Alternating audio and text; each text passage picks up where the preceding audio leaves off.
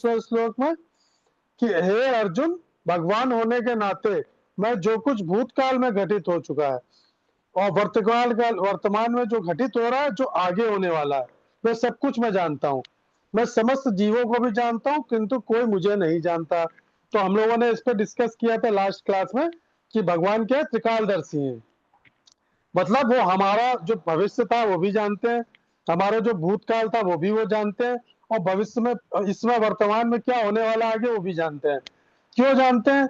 क्योंकि देखिए वो हर मनुष्य के, हर जीवात्मा के हृदय में बैठे हुए हैं परमात्मा के रूप में। तो भविष्य में क्या होने वाला है हम लोग नहीं कभी समझ सकते हैं, है ना। तो भगवान ने क्या बताया कि देखो अर्जुन, मैंने लाखों वर्ष पहले सूर्यदेव विवस्वान को भगवत गीता का उपदेश दिया था, फिर तुमको भी दिया, लेकिन तुम भूल चुके हो समय के हिसाब से। लेकिन मैं नहीं भूला हूं, मैं तब भी था, मैं आज भी हूं, और मैं आगे भी रहूंगा, क्योंकि मैं परमात्मा के रूप में सभी जीवों के हृदय में निवास करता हूं। तो इसी प्रकार क्या होता है कि भगवान से कुछ भी छुपा नहीं है। हमारे लिए क्या अच्छा है, क्या हमारे लिए अच्छा होने वाला है, या मेरे लिए जीवन में क्या अच्छा होना चाहिए, तो वो सब भगवान सब जानते हैं, वही हमको प्रदान करते हैं। तो कहते हैं भगवान क्या है, सूर्य सम, भगवान सूर्य के समान है। और माया क्या है, अंधकार। माया क्या है, अंधकार के समान हमारे जीवन में। तो जब भगवान हमारे जीवन में सूर्य की तरह आते हैं तो माया रूपी अंधकार पूरी तरह से हट जाता है और भगवान का स्वरूप हमारे सामने प्रकट हो जाता है। तो ये अभी तक हम लोगों ने देखा। अब 27वें श्लोक से हम लोग आज आगे 30 श्लोक तक है, तो आज ये अध्याय कवर कर लेंगे, फिर नेक्स्ट में 8वें अध्याय से चालू करेंगे। कोई पढ़ना चाहेगा? हरे हैंड रेस कृष्णा। कर सकते हैं। मैं पढ़ूं प्रभु जी? हरे कृष्णा। हरे सुधा कृष्णा। माता जी। जी यस पढ़िए प्रभु। माता जी। इच्छा देव समुतेन द्वंद्व मोहेन भारत, सर्वभूतानि सम्मोहम सर्गे यान्ति परंतप। हे भरतवंशी, हे शत्रु विजेता, समस्त जीव जन्म लेकर इच्छा तथा घृणा से उत्पन्न द्वंद्वों से मोहग्रस्त होकर मोह को प्राप्त होते हैं। तात्पर्य श्रील प्रभुपाद के द्वारा श्रील प्रभुपाद की जय। जीव की स्वाभाविक स्थिति शुद्ध ज्ञान रूप परमेश्वर की अधीनता है। मोहवश जब मनुष्य इस शुद्ध ज्ञान से दूर हो जाता है तो वह माया के वशीभूत हो जाता है और भगवान को नहीं समझ पाता। यह माया इच्छा तथा घृणा के द्वंद्व रूप में प्रकट होती है। इसी इच्छा तथा घृणा के कारण मनुष्य परमेश्वर से तदाकार होना चाहता है और भगवान के रूप में कृष्ण से ईर्षा करता है, किंतु शुद्ध भक्त इच्छा तथा घृणा से मोहग्रस्त नहीं होते। अतः वे समझ सकते हैं कि भगवान श्री कृष्ण अपनी अंतरंगा शक्ति से प्रकट होते हैं, पर जो द्वंद्व तथा ज्ञान के कारण मोहग्रस्त हैं वे यह सोचते हैं कि भगवान भौतिक कपड़ा शक्तियों द्वारा उत्पन्न होते हैं। यही उनका दुर्भाग्य है। ऐसे मोहग्रस्त व्यक्ति मान अपमान, दुख सुख, स्त्री पुरुष, अच्छा बुरा, आनंद पीड़ा जैसे द्वंद्वों में रहते हुए सोचते रहते हैं, ये मेरी पत्नी है, ये मेरा घर है, मैं इस घर का स्वामी हूँ, मैं इस स्त्री का पति हूँ। ये ही मोह के द्वंद्व हैं। जो लोग ऐसे द्वंद्वों से मोहग्रस्त रहते हैं वे निपट मूर्ख हैं और वे भगवान को नहीं समझ सकते हैं। हरे कृष्णा प्रभु। हरे कृष्णा। तो देखिए इस श्लोक में भगवान कह रहे हैं, हे भारतवंशी, इच्छा और घृणा की द्वैतता भ्रम से उत्पन्न होती है। तो हे शत्रुओं पर विजय प्राप्त करने वाले, भौतिक जगत के सभी जीव क्या है, इनसे भ्रमित हैं। तो देखिए पिछले श्लोक में भगवान ने क्या बताया था, 26वें में सर्वज्ञता, मतलब मुझे सब कुछ पता है, इस काल का, भविष्य काल का और वर्तमान का, भूत का सब पता है। तो अब इस संसार में व्याप्त द्वैतवाद पे भगवान बात कर रहे हैं इस श्लोक में। उन्होंने पहले उल्लेख कर चुके हैं इस बात का कि सुख दुख, आनंद और पीड़ा, गर्मी सर्दी, रात और दिन, ये सब क्या द्वैतवाद है। द्वैतवाद युग में मतलब एक अगर है तो एक जरूर आएगा, सुख है तो दुख आएगा, अगर आपको आज आनंद है तो पीड़ा भी होगी, गर्मी का सीजन आया तो सर्दी का भी आएगा, अगर रात्रि हो रही है तो सवेरा भी जरूर होगा। तो ये सब चीजें द्वैतवाद कहलाती हैं। तो जीवन में सबसे भ्रामक द्वैतवाद क्या है हमारे जीवन में, हम सबसे ज्यादा किस चीज से उलझते रहते हैं, फंसे रहते हैं, वो क्या है? वो है जन्म और मृत्यु, है ना। तो जीवन हमारा इन्हीं दोनों के बीच में पूरा घूमता रहता है। एक छोर जहां हम शुरुआत करते हैं जीवन की, वो जन्म हो गया, और दूसरा छोर क्या है इसका? मृत्यु। इसके बीच में हम सब कुछ सारे कर्म कर डालते हैं। तो जब जीव का किसी का जन्म हो रहा है, तो ऐसा थोड़ी ना कि उसकी मृत्यु नहीं होगी। तो मृत्यु भी, जैसे जन्म अपरिहार्य है, तो फिर उसका मृत्यु भी अपरिहार्य है, और मृत्यु होगी तो उसका अगला जन्म भी फिर से होगा। तो हमारी जो भौतिक बुद्धि है, उससे हम क्या सोचते हैं?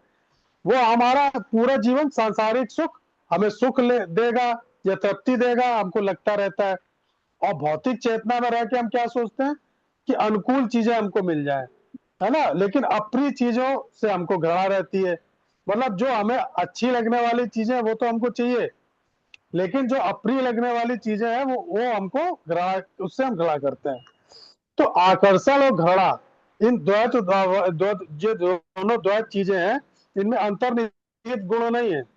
लेकिन तब भी अगर हम अज्ञान छोड़ दें, तो ये हमारे जीवन में विकसित नहीं होंगे। तो हमारी बुद्धि कभी पूरे जीवन ये नहीं समझ पाती कि भौतिक सुख जो है, जो सुख देने वाली परिस्थितियां हैं, वो केवल हमारे भौतिक भ्रम को बढ़ाती हैं और कुछ नहीं करती। हमें ये केवल विश्वास दिलाती है कि हमारे जीवन में पीड़ा नहीं आनी चाहिए, सुख ही सुख होना चाहिए। क्यों? पीड़ा हमारे लिए हानिकारक है। और जबकि विपत्तियां हमारे मन से उस भौतिक भ्रम को दूर करने और हमारी आत्मा को उन्नत करने की क्षमता रखती हैं। क्यों? अगर हमारे जीवन में विपत्ति ना आए, तो हम क्या कभी भगवान को याद करेंगे क्या? ये बताओ आप, है ना।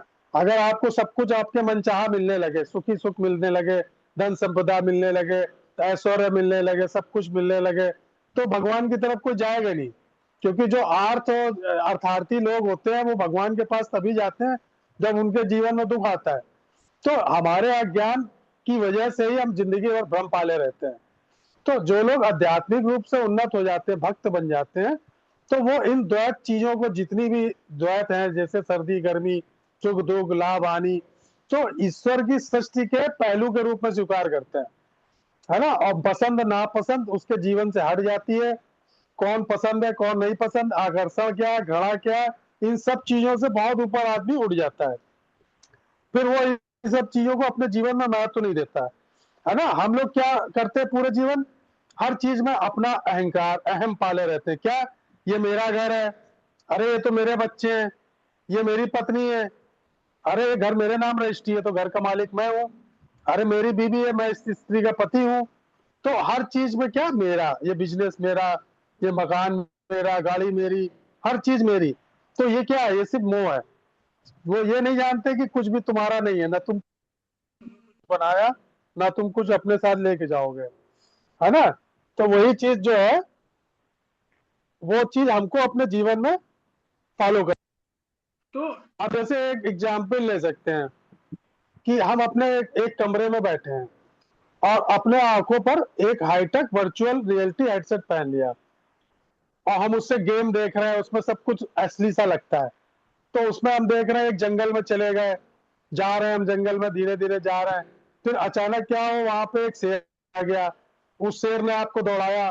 फिर थोड़ा सा आगे गए तो आपको एक पेड़ पे लटकती हुई तलवार दिख गई, वो आपको देख के अच्छा लगा कि इससे मैं लड़ सकता हूँ शेर से। फिर उसको लेके भागे आप शेर को मार के। फिर आगे एक आग की नदी आ गई, लावा बह रहा उसमें। तो ये सब चीजें उसमें आना चाहती हैं। एक चीज आपकी पसंद की है, एक चीज नापसंद, है ना। तो अब आप बैठे तो अपने कमरे में हो, चारों तरफ ना शेर है, ना नदी है, ना कुछ भी है, ना जंगल है। लेकिन उस गेम के अंदर आप इतना पूरी तरह से घुस चुके हो कि आप दिल भी तेजी से धड़कने लगेगा, और चिल्लाने लगते हैं, आप भूल जाते हैं कि ये सब नकली है ना। तो ये सब चीजें जो है हमारे जीवन में क्या हमको असली का एहसास दिलाती, लेकिन होती नहीं है। तो अब हमने जब ये शरीर धारण किया, तो प्रकृति हमारी आत्मा को शरीर रूपी वीआर हेडसेट पहना देती है। जब बच्चा बड़ा होता है, फिर उसकी फरमाइशें चालू हो जाती हैं, मुझे ये खिलौना चाहिए, मुझे बैट चाहिए, मुझे ये चाहिए। अगर ना दो तो वो फिर जिद करने लगेगा। ये सब उसकी इच्छाएं हैं। अगर डॉक्टर के पास जाता है, डॉक्टर उसको कड़वी दवा देता है, तो कड़वी दवा नहीं चाहिए उसको, मीठी चाहिए। अब उसके भले के लिए उसको कड़वी दवा भी चाहिए। तो वो क्या, जीवन में हमारे द्वेष जो आते हैं हमारे जीवन में, तो इसी तरह सुख दुख, लाभ हानि, इसके खेल में द्वंद में फंसकर आत्मा यह भूल जाती है कि हम भगवान का अंश है और माया हमको हमारे साथ खेल खेल रही है और चक्र में घुमा रही माया अपने। अब जैसे कोई बच्चा है, ठीक है, अब हमने क्या किया, उसको बचपन से ही उसको, जब से उसने देखना शुरू किया, एक चश्मा पहना दिया। उस चश्मे में एक तरफ का शीशा तो हरे रंग का था और दूसरे तरफ का लाल रंग का।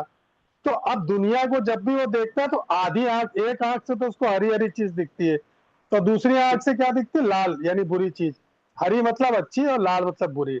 तो वो कभी भी चीजों को उनके असली रंग, यानी उसका जो वास्तविक दुनिया का रूप है, वो कभी नहीं देख पाएगा। वो चश्मे के रंग के हिसाब से दुनिया को देखना शुरू कर देता है। बोला हम उसको क्या दिखाते हैं कि ये तुम्हारे मित्र हैं, अरे ये लड़का अच्छा नहीं है, तुम्हारा दुश्मन है, इससे दूर रहो। ये रिश्तेदार हमारे अच्छे हैं, ये रिश्तेदार है तो उनको भगा दो बाहर से, है ना। हम बच्चे को बचपन से सिखा रहे हैं, झूठ बोलना सिखा रहे हैं। तो जो चीज बच्चा सीखता है, हमसे देखता है, वही चीज उसको जीवन में, उसको ये पता चल जाता है कि ये चीज इसको रिजेक्ट करनी है, इस चीज को एक्सेप्ट करना है। ये चीज मुझे कष्ट देने वाली है तो इसको मुझे जीवन में नहीं अपनाना है, और जो मुझे सुख देने वाली है मुझे वही चाहिए, उसके लिए चाहे कुछ भी करना पड़े। तो ये जो चश्मा हम पहने हैं ना, इच्छा द्वेष का, एक हरा एक लाल, तो ये हमारे मन में क्या करता है, द्वंद उत्पन्न कर देता है। और इस सब चश्मे को जब हम उतारेंगे तब हम परम सत्य देख पाएंगे, किसको, भगवान कृष्ण, जो माया के पीछे छुपे हुए हैं, है ना। तो माया को हटाएंगे हम, चश्मे को माया रूपी, तब हम भगवान को देख सकते हैं। तो ये हमारे जीवन में क्या, द्वंद का जाल। जब तक हमारा जीवन, हमारा मन पसंद और नापसंद के आधार पर चलेगा, तो हम कभी भी शांत नहीं रह सकते और हम आध्यात्मिकता से बहुत दूर होते जाएंगे, है ना। तो हमको भक्त बनना है तो सर्दी गर्मी सुख दुख विषम परिस्थितियां, कोई भक्त के लिए बुरा नहीं होता, कोई उसका दुश्मन नहीं होता। हमको किसी से ईर्ष्या नहीं रखनी, किसी से द्वेष नहीं रखना, किसी से मित्रता नहीं रखनी। जो भक्त है केवल उसके साथ संग करना। तो जब हम ये सीखेंगे तो हमको, मेरे जीवन में अशांति नहीं आएगी और आध्यात्मिकता की तरफ बढ़ेंगे। आप देखिए, एक भ्रम किसी व्यक्ति के साथ में नहीं है, बल्कि संसार में जीव जन्म जितने जीवों ने लिया है, उनकी अगर आप देखें तो सबकी यही कहानी है। आप सोचो कि आप ही केवल इससे भटक रहे हो, नहीं, आपका अड़ोस पड़ोस रिश्तेदार घर संबंधी परिवार सभी उसी से घिरे हुए हैं। माया किसी को नहीं छोड़ती, चाहे कोई भी हो, है ना। सिर्फ भगवान का भक्त ही माया से बच सकता है, और जब वो भगवान की शरण ले लेता है। तो भगवान अर्जुन से इस श्लोक में क्या कर रहे हैं कि अर्जुन, जैसे ही कोई जीव इस संसार में शरीर धारण करता है, तो उसके जीवन में मुझे ये चाहिए, मुझे इससे नफरत है, मुझे ये नहीं चाहिए, मुझे गर्मी पसंद नहीं है, मुझे सर्दी अच्छी लगती है। कोई कहता है मुझे सर्दी पसंद नहीं है, मुझे सर्दी से नफरत है।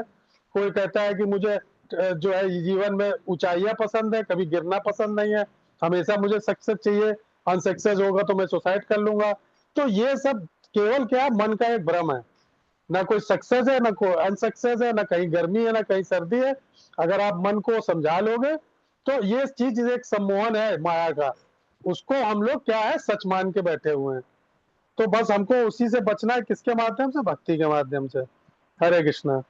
तो 28वां श्लोक पढ़ेंगी रंगीनी चित्रा देवी माता जी। जी प्रभु जी, हरे कृष्णा। पढ़िए माता जी। येषां त्वन्तगतं पापं जानानां पुण्यकर्मणां ते द्वन्द्वमोहनिर्मुक्ता भजन्ते मां दृढ़व्रता। जिन मनुष्यों ने पूर्ण जन्मों में तथा इस जन्म में पुण्य कर्म किए हैं और जिनके पाप कर्मों का पूर्णतया उच्छेदन हो चुका होता है, वे मोह के द्वंद्वों से मुक्त हो जाते हैं और वे संकल्प पूर्वक मेरी सेवा पे तत्पर होते हैं। तात्पर्य श्री प्रभुपाद द्वारा, प्रभुपाद जी की जय। इस अध्याय में उन लोगों का उल्लेख है जो दिव्य पद को प्राप्त करने के अधिकारी हैं। जो पापी, नास्तिक, मूर्ख तथा कपटी है, उनके लिए इच्छा तथा घृणा घृणा के द्वंद को पार कर पाना कठिन है। केवल ऐसे पुरुष भक्ति स्वीकार करके क्रमशः भगवान के शुद्ध ज्ञान को प्राप्त करते हैं, जिन्होंने धर्म के विधि विधानों का अभ्यास करने, पुण्य कर्म करने तथा पाप कर्मों की जीतने में अपना जीवन लगाया है। फिर वे क्रमशः भगवान का ध्यान समाधि में करते हैं। आध्यात्मिक पद पर आसीन होने की यही विधि है। शुद्ध भक्तों की संगति में कृष्ण भवनामृत के अंतर्गत ही ऐसी पद प्राप्ति संभव है। क्योंकि महान भक्तों की संगत से ही मनुष्य मोह से उबर सकता है। श्रीमद् भागवतम में 5.5.2 में कहा गया है, यदि कोई सचमुच मुक्ति चाहता है तो उसे भक्तों की सेवा करनी चाहिए। महत सेवाम द्वार मनो विमुक्ते। किंतु जो भौतिकतावादी पुरुषों की संगति करता है, वे संसार के गहन अंधकार की ओर अग्रसर होता रहता है। तमो द्वारम योषिताम संगी संगम। भगवान के सारे भक्त विश्व भर का भ्रमण इसलिए करते हैं जिससे वे बद्ध जीवों को उनके मुंह से उबार सके। मायावादी ये नहीं जान पाते कि परमेश्वर के अधीन अपनी स्वाभाविक स्थिति को भूलना ही ईश्वरीय नियम की सबसे बड़ी अवहेलना है। जब तक वे अपनी स्वाभाविक स्थिति को पुनः प्राप्त नहीं कर लेता, तब तक परमेश्वर को समझ पाना या संकल्प के साथ उनकी दिव्य प्रेमा भक्ति में पूर्णतया प्रवृत्त हो पाना कठिन है। हरे कृष्णा। हरे कृष्णा। तो इस श्लोक में भगवान क्या बता रहे हैं, परंतु जिन व्यक्तियों के पाप पुण्य कर्मों में संलग्न होने से नष्ट हो जाते हैं, तो वे द्वैत के भ्रम से मुक्त हो जाते हैं। ऐसे व्यक्ति दृढ़ निश्चय से मेरी उपासना करते हैं। तो इस श्लोक में भगवान कृष्ण क्या बता रहे हैं कि जिन आत्माओं ने अपने मन को घृणा और इच्छा के द्वैत से मुक्त कर लिया, उनके बारे में बता रहे हैं। तो वो आत्माएं जो है अटूट संकल्प के साथ उनकी उपासना करते हैं, है ना। फिर वो और कहीं नहीं भटकते, वो भगवान की भक्ति में लग जाते हैं। वो फिर ना तो भौतिक संसार में सुख की खोज करते हैं, और ना ही उनके जीवन में अगर दुख आए तो वो दुख से घृणा करते हैं कि दुख क्यों आया मेरे जीवन में, और मैं सुख चाहता हूँ अपने जीवन में। ये इन सब चीजों को उनसे कोई मतलब नहीं रहता। अगर उनके जीवन में कोई कष्ट भी आता है तो वो क्या सोचते हैं कि ये मेरे प्रारब्ध काट रहे हैं भगवान, ताकि मैं इसी जन्म में भगवान का धाम प्राप्त कर लूं। तो वे संसारिक सुखों में लिप्त होने से सावधान रहते हैं, क्योंकि इससे क्या होगा, उनकी आत्मा फिर से माया के चक्र में पड़ जाएगी और फिर से वो भ्रमित हो जाएंगे। तो 2.69 में भगवान ने शुरू में बताया था हम लोगों को क्या, कि अज्ञानी जिसको रात समझते हैं, ज्ञानी उसी को दिन समझते हैं। तो ऐसे भक्त जो भगवान की प्राप्ति की आकांक्षा रखते हैं अपने जीवन में, तो वो अपने जीवन में आने वाली विपत्तियों को अपने आध्यात्मिक विकास और वैराग्य के अवसर के रूप में देखते हैं। मतलब अगर जैसे कोई भक्त बन रहा है, उसकी शादी कर दी जाए और उसकी पत्नी उसको लड़ाका मिल गई, तो वो भगवान का शुक्रिया करता है क्या, कि भगवान अच्छा मुझे इस प्रपंच में नहीं डाला, आपने गृहस्थ में, अब मुझे आपकी भक्ति करने में ज्यादा आनंद आएगा। तो जितना उसको आसक्ति होगी अपने परिवार से, बच्चों से, पत्नी से, पत्नी के रूप से, उसके प्रति जितना आसक्त होगा तो भगवान से उतना दूर हो जाएगा। तो कभी भी किसी तरह का कष्ट अगर मिलता है उसको जीवन में, यानी पूरा संसार उसको अगर नेग्लेक्ट कर दे, कोई उसको ना चाहे, तो उतना ही बस भगवान के और ज्यादा नजदीक हो जाएगा, तो जीवन में उसके और जल्दी वैराग आ जाता है। अब मान लीजिए, देखिए आपके हाथ में एक सुई है, जमीन में गिर जाए, और जहां पे गिरी वहां पे कीचड़ था, धूल थी, है ना। अब आप चाहे कितना भी शक्तिशाली चुंबक ले आओ, तो वो सुई जो है चुंबक खींच नहीं पाएगा, तो चुंबक चुंबक में थोड़ी ना कोई कमी है। अब उसके ऊपर इतना कीचड़ और मिट्टी जमी है कि चुंबक काम ही नहीं कर रहा। तो ये कीचड़ क्या है, हमारे जीवन में पाप कर्म है, और चुंबक क्या है, भगवान कृष्ण की भक्ति। अब हम लोग भक्ति कर रहे हैं और सोचे जब तक ये कीचड़ जो लगा है हमारे जीवन में, पाप कर्म जो हमने किए हुए हैं, उसको हम साफ नहीं करेंगे तो सुई को उठा पाएंगे क्या। यदि उस सुई को उठाए, साफ पानी से हम धो दें, उसको अच्छी तरह से रगड़ के साफ कर दें, किसके माध्यम से, हरिनाम जप है, पुण्य कर्म जो करते हैं जीवन में, साधना जो हम करते हैं, तो हमारी शरीर रूपी सुई बिल्कुल क्या चमक जाएगी। फिर कृष्ण रूपी चुंबक जैसे ही हमारे पास आएगा, हम तुरंत चुंबक से चिपक जाएंगे जाके। तो हमारे और कृष्ण के बीच में क्या है, हमारे पाप कर्म, पूर्व जन्म के प्रारब्ध, है ना, ईर्षा द्वेष जो हम अपने जीवन में पाले हैं ना, तो ये हमारे ऊपर क्या है, कीचड़ की तरह जमा हुआ है।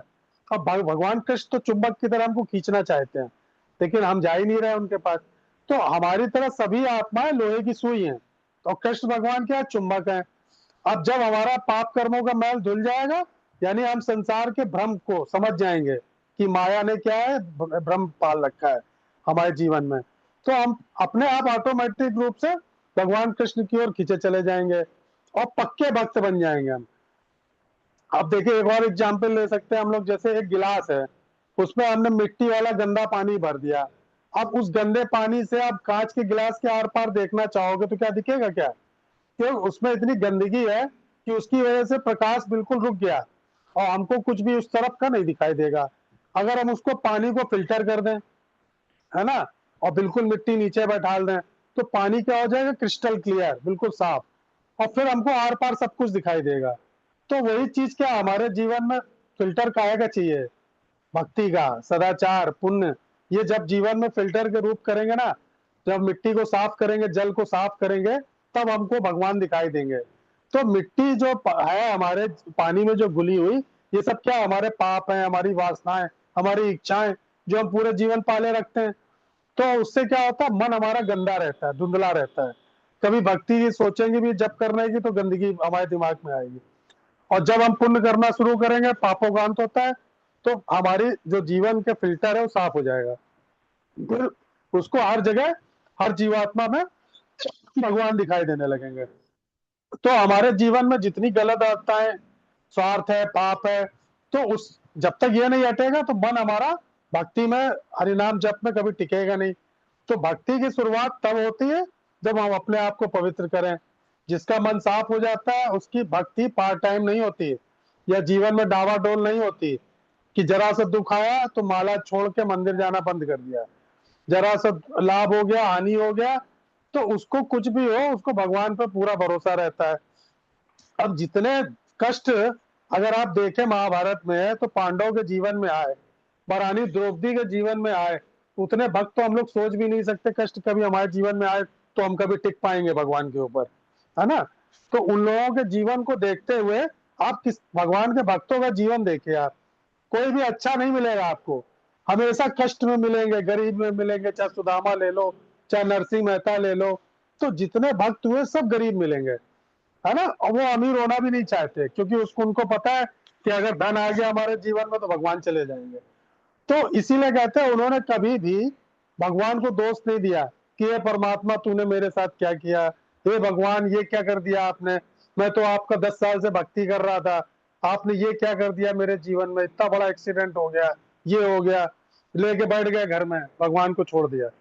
तो ये जब तक भगवान आपकी परीक्षा लेते हैं, माया माया आप देखती टेस्ट कर करके कि आप पास होगे कि नहीं होगे, कितने तक अभी मैच्योर हुए हो तुम भक्ति में।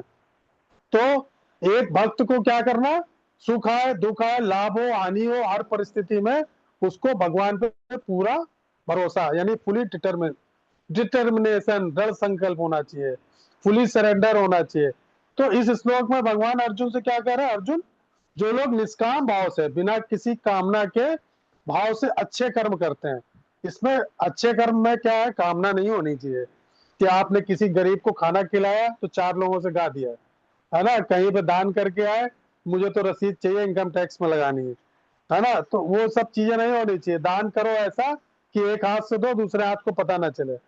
तो जब आप निष्काम भाव से कर्म करोगे, तो सभी पाप आपके नष्ट हो जाएंगे, मन पवित्र हो जाएगा। तो ऐसा जब साफ आपका मन हो जाएगा, तब भगवान देखेंगे कि अब ये पूरी तरह मेच्योर हो चुका है, साफ हो चुका है, तब वो आपको अपने पास आने देंगे। तो जो पक्के इरादे वाले आते हैं, भगवान कह रहे हैं वही मेरी शरण में आकर मेरी पूजा करने योग्य हो पाते हैं, है ना। अब अगला श्लोक कौन पढ़ेगा, 29।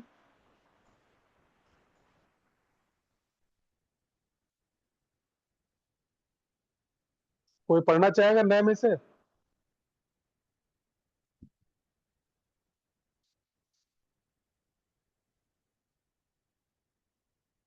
कोई नहीं पढ़ेगा।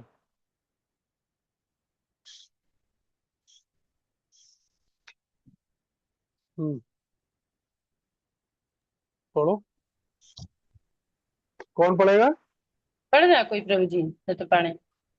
आप ही पढ़िए फिर। हरे यस प्रभु, कृष्ण। पढ़े माता जी, पढ़। जरा मरण मोक्षाय मामाश्रित्य यतन्ति ये ते ब्रह्मा तद तद्विदु प्रत्सन्न अध्यात्म कर्म च अखिलम। जो जरा मरण से मुक्ति के लिए यत्नशील है, जो सुधी जन मेरी भक्ति का आश्रय ग्रहण करते हैं, वे वास्तव में ब्रह्म हैं। क्योंकि वे विवेक करने के विषय में पूरी तरह से जानते हैं। तात्पर्य श्री प्रभुपाद जी के द्वारा, जन्म और मृत्यु, जरा तथा रोग इस भौतिक शरीर को सताते हैं, आध्यात्मिक शरीर को नहीं। आध्यात्मिक शरीर के लिए न जन्म है, न मृत्यु, न जरा, न रोग। अतः जिसे आध्यात्मिक शरीर प्राप्त हो जाता है वह भगवान का पार्षद बन जाता है, वो नित्य भक्ति करता है, वही मुक्त है। अहम ब्रह्मास्मि, मैं आत्मा हूँ। कहा गया है कि मनुष्य को चाहिए कि वह यह समझे कि मैं ब्रह्म या आत्मा हूँ। जीवन का यह ब्रह्म बोध ही भक्ति है। जैसा कि श्लोक में कहा गया है कि शुद्ध भक्त ब्रह्म पद पर आसीन होते हैं और वे दिव्य कर्मों के विषय में सब कुछ जानते हैं।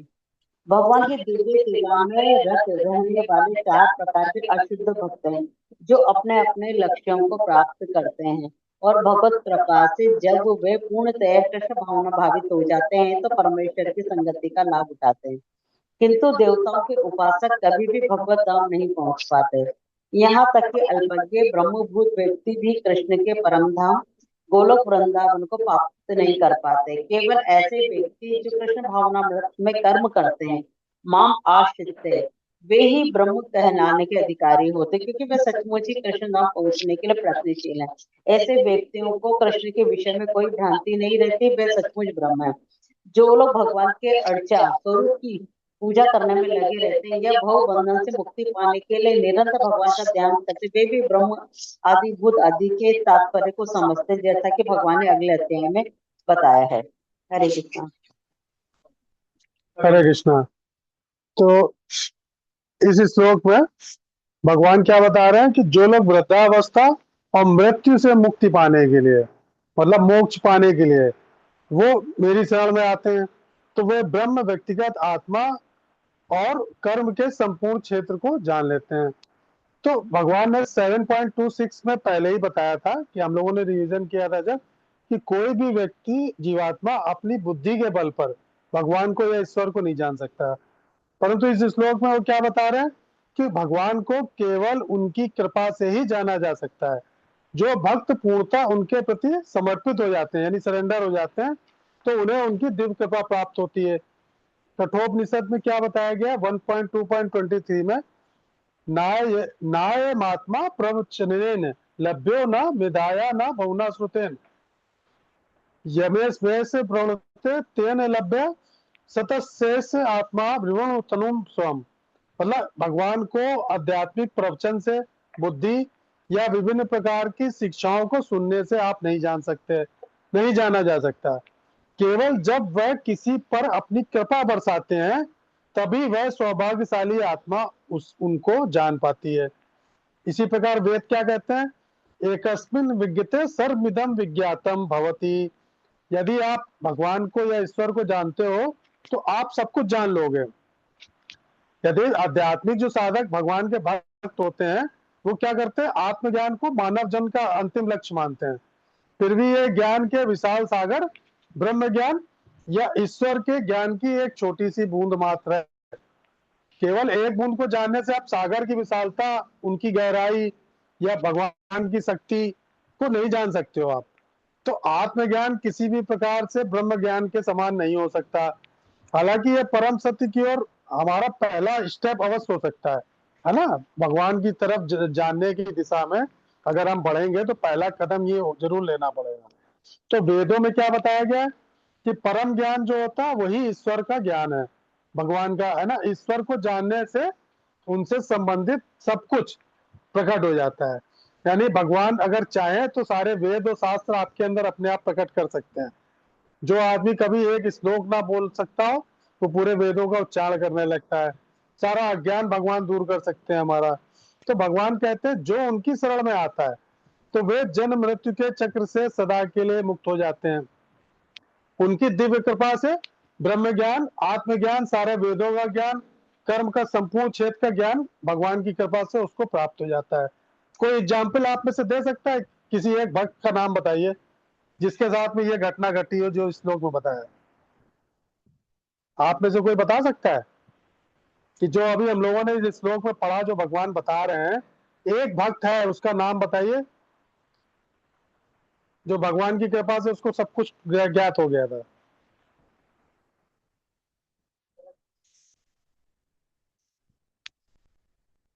कोई बताएगा? नहीं बताएगा?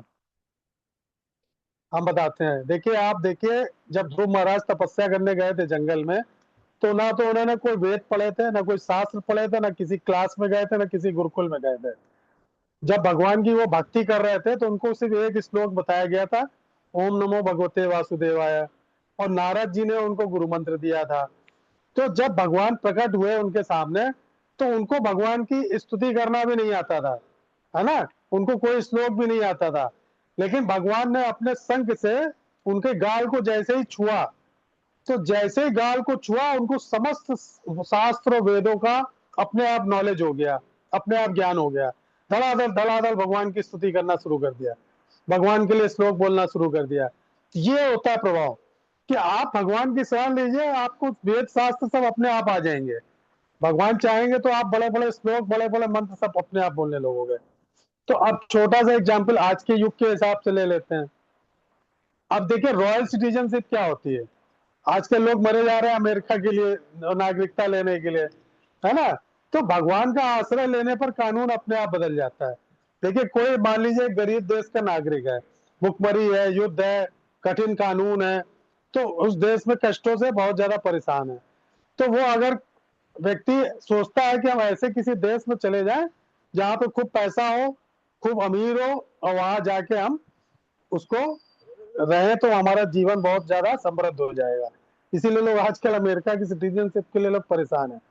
तो अगर आप भगवान का आश्रय ले लो, जैसे आप किसी राजा का आश्रय ले लो, तो उसके सैनिक और फिर उनके राज्य में किसी भी तरह के अपराध से डरने की जरूरत है क्या? तो फिर राजा की जिम्मेदारी कि आपको सुरक्षा देगा वो। तो उस राजा के अगर अंडर में आप शरण में आ जाओ, तो वही चीज है कि आप भगवान के शरण में आ जाओगे, तो भगवान तो कहते हैं मैं अपने भक्तों की रक्षा करता हूँ। तो इसी तरह क्या है, संसार में क्या है, बुढ़ापा और मृत्यु, ये प्रकृति का ऐसा कानून है, जन्म मृत्यु जरा व्याधि, जिससे आज तक कोई भी बच नहीं पाया, चाहे कोई भी बड़े से बड़ा शक्तिशाली हो।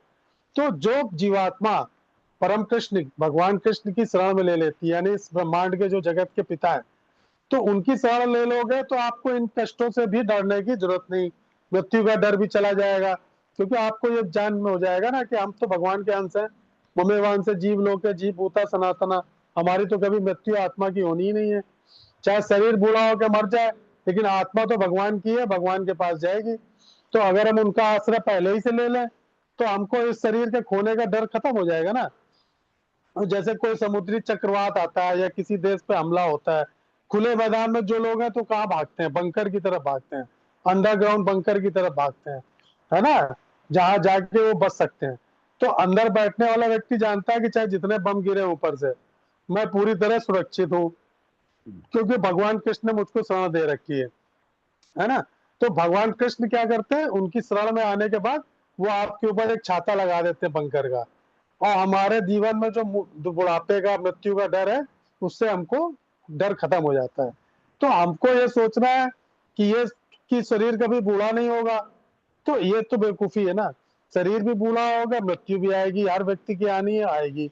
तो भक्त की चेतना इतनी ऊंची ऊंचाई पर ले जानी है हमको, कि शरीर के बदलने पे हमको कोई दुख ना होना चाहिए।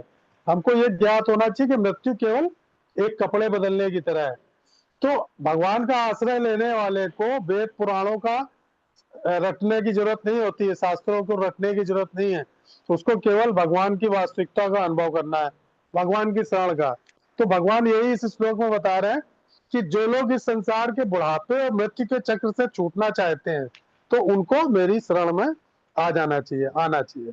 हरे कृष्णा। लास्ट श्लोक और लेंगे, 30वां पढ़ सकती है आप, सुधा माता जी पढ़ लीजिए।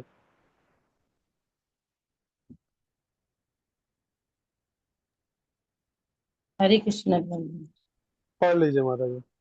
साधिभूता धिदैवं माम साधियज्ञं च ये विदुः प्रयाणकाले अपि च माम ते विदुर तत्चेतसा। जो मुझ परमेश्वर को मेरी पूर्ण चेतना में रहकर मुझे जगत का, देवताओं का तथा समस्त यज्ञ विधियों का नियामक जानते हैं, वे अपनी मृत्यु के समय भी मुझ मुझ मुझे भगवान को जान और समझ सकते हैं। तात्पर्य श्रील प्रभुपाद के द्वारा श्रील प्रभुपाद की जय।